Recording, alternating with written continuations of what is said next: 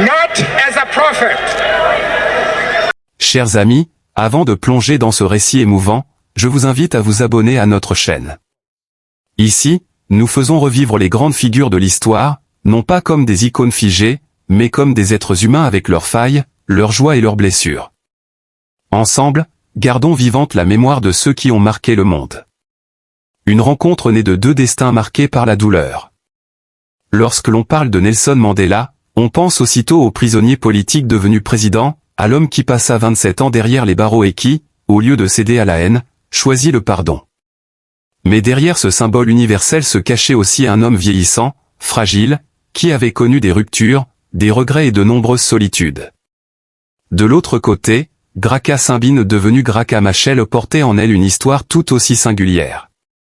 Née en 1945 dans une famille modeste du Mozambique, elle ne connut jamais son père, mort avant sa naissance.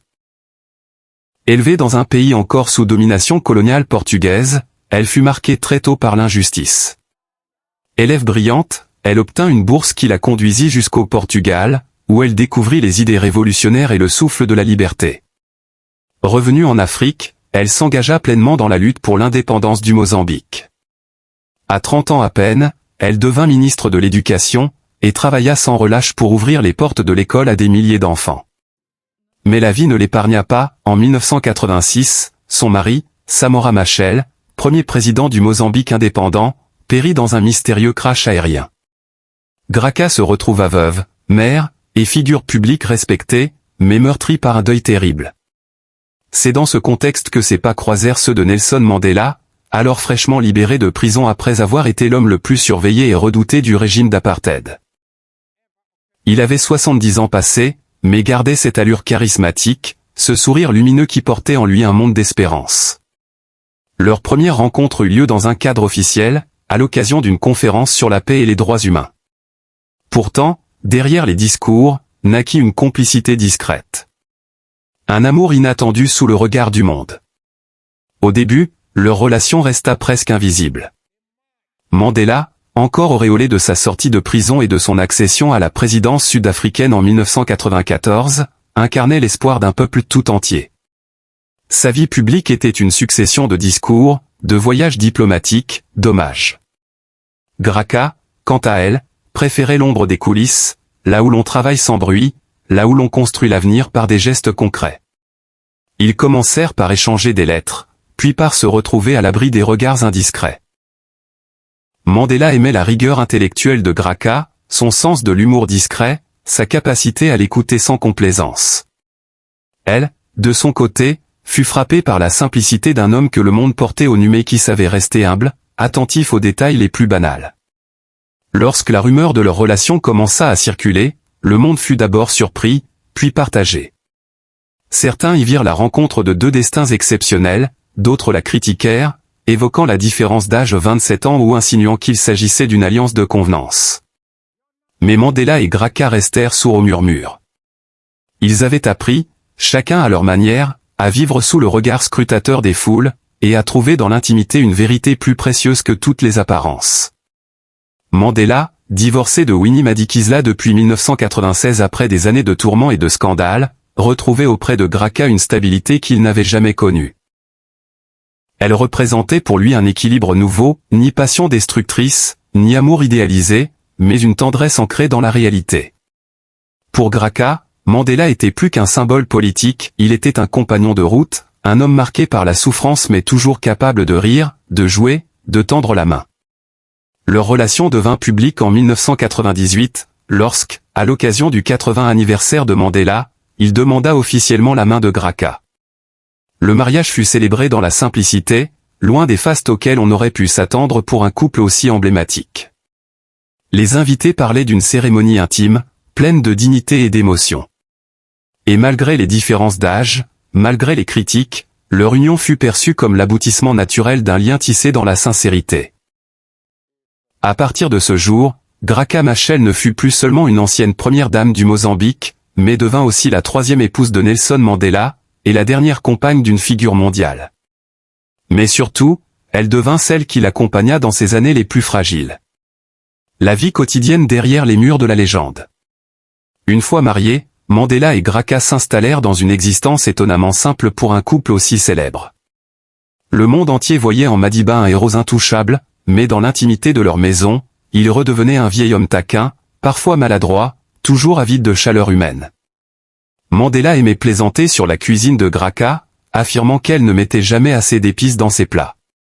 Il riait de ses propres blagues, parfois jusqu'aux larmes, au point que Graca secouait la tête avec tendresse, amusé de voir le père de la nation se comporter comme un enfant. Elle racontait souvent que c'était ce rire, presque enfantin, qui la touchait le plus, un éclat de joie qui contrastait avec le poids immense qu'il portait en public. Mais leur quotidien n'était pas toujours léger. Mandela, marqué par 27 années de prison, portait en lui des blessures invisibles. Certaines nuits, il se réveillait, hanté par le souvenir des cellules froides de Robben Island, par les visages des camarades tombés, par le sentiment d'avoir été absent de la vie de ses propres enfants. Graca savait écouter ces silences lourds, poser une main douce sur la sienne, sans chercher à effacer la douleur, mais en partageant son poids. Mandela n'était pas un mari parfait. Il pouvait être distrait, laisser traîner ses chaussettes ou accumuler des piles de journaux dans le salon. Mais ces petites imperfections étaient précisément ce qui rendait leur relation humaine et sincère. Graca ne vivait pas avec une icône, mais avec un homme ordinaire, qui oubliait parfois de fermer la porte ou de répondre à une lettre. Elle devint son équilibre, son miroir, celle qui savait lui rappeler de ralentir, de prendre soin de sa santé, de ne pas toujours porter le monde sur ses épaules. En retour, Mandela lui offrait une tendresse profonde, une reconnaissance sincère. Dans ses discours publics, il n'hésitait pas à exprimer sa gratitude pour l'amour qu'elle lui donnait, avouant qu'elle avait apporté dans sa vieillesse une lumière qu'il n'avait pas connue auparavant. Leur maison était un refuge. Entre deux voyages officiels, ils partageaient des moments simples, lire le journal ensemble le matin, écouter de la musique, regarder les enfants et petits-enfants jouer dans le jardin. Pour Mandela, ces instants valaient plus que les ovations des foules. Car là, loin des caméras, il pouvait être lui-même ni prisonnier, ni président, ni icône mais seulement un mari aimant. Les dernières années et l'ombre du départ. Avec le temps, la santé de Nelson Mandela commença à décliner. Les années de prison, les privations et l'âge avancé laissèrent des traces profondes. Son souffle se faisait court, sa démarche plus hésitante, et ses apparitions publiques devenaient de plus en plus rares. Pourtant, à ses côtés, Graca Machel restait constante, tendre, attentive. On se souvient particulièrement de la Coupe du monde de football organisée en Afrique du Sud en 2010.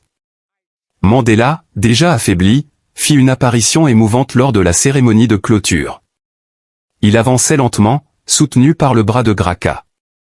Ce geste, capté par les caméras du monde entier, symbolisait à lui seul leur relation, un homme que la planète entière admirait, porté par la force discrète d'une femme aimante.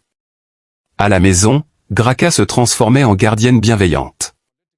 Elle gérait les visites, protégeait Mandela des excès d'attention, veillait à ce qu'il ait des moments de repos. Elle racontait plus tard combien il était douloureux de voir s'éteindre, jour après jour, celui qui avait incarné une énergie inépuisable. Mais elle assumait ce rôle avec dignité, considérant qu'accompagner Mandela dans sa vieillesse était une prolongation naturelle de leur amour. En décembre 2013, Mandela s'éteignit à l'âge de 95 ans. Le monde entier entra en deuil. Des chefs d'État, des rois, des présidents, des artistes vinrent de tous les continents pour lui rendre hommage. Des foules immenses se rassemblèrent pour chanter son nom, pour remercier Madiba, l'homme qui avait transformé l'histoire de l'Afrique du Sud et donné au monde une leçon de pardon. Mais derrière cette immense cérémonie, derrière les discours officiels et les caméras, il y avait la douleur silencieuse de Graca. Elle pleurait non pas seulement le héros mondial, mais l'homme de tous les jours. Celui qui riait à table, celui qui faisait semblant de se fâcher quand elle ne rangeait pas ses papiers, celui qui la taquinait avec un clin d'œil malicieux. Le deuil qu'elle portait était intime, profond, loin du tumulte des foules. Après les funérailles, elle choisit de s'effacer quelque temps. Elle laissa le monde pleurer son héros, tandis qu'elle tentait de panser sa propre blessure. Quand elle parla à nouveau, ce fut avec une sincérité rare. Elle expliqua que Mandela n'avait pas été un saint parfait, mais un homme avec ses colères, ses faiblesses, ses regrets. Et que c'était précisément cela qui rendait sa grandeur si inspirante, avoir choisi, malgré ses ombres, de se tourner vers la lumière. Graça après Mandela, gardait la flamme vivante. Beaucoup auraient cru qu'après la disparition de Nelson Mandela, Graça Machel choisirait de se retirer, de se réfugier dans la solitude et le silence. Mais il n'en fut rien. Fidèle à elle-même, elle poursuivit son chemin avec dignité et conviction.